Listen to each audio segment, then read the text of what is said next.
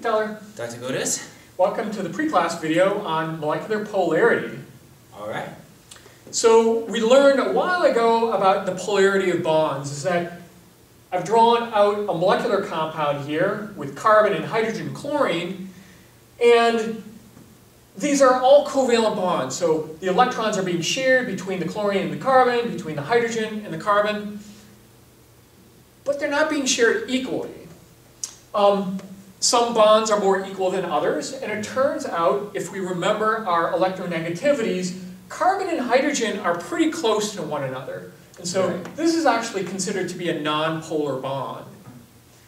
But chlorine and carbon are pretty far apart from each other. And so the chlorine is more electronegative, the chlorine is more electronegative, and so we can draw bond dipoles to indicate that. And remember that we put the positive at the more electropositive element and point the arrow towards the more electronegative element, meaning the electrons are being pulled down there. Right? And so what effect does that have on these atoms and the charges? Well, they build up partial charges, right? Right. We talked about this earlier. So the carbon is going to develop a partial positive charge. These chlorines are going to develop a partial negative charge. And we indicate those with our little lowercase deltas. Partial negative, partial positive. And the question is this molecule polar? Does this molecule have a dipole? Because whether the molecule has an overall dipole is going to affect how it interacts with other molecules. Right, and so you're looking at the net, so all of the dipoles in the molecule together.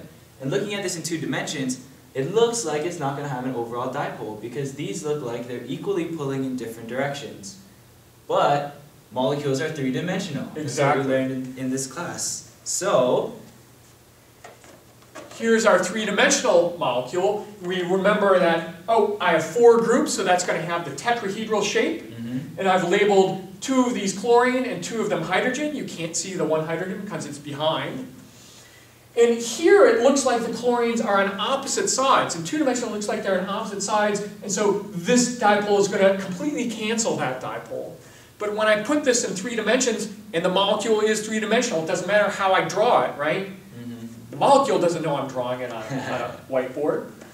Well, are the chlorines exactly opposite one another? They actually aren't. They're actually close to one another in this one.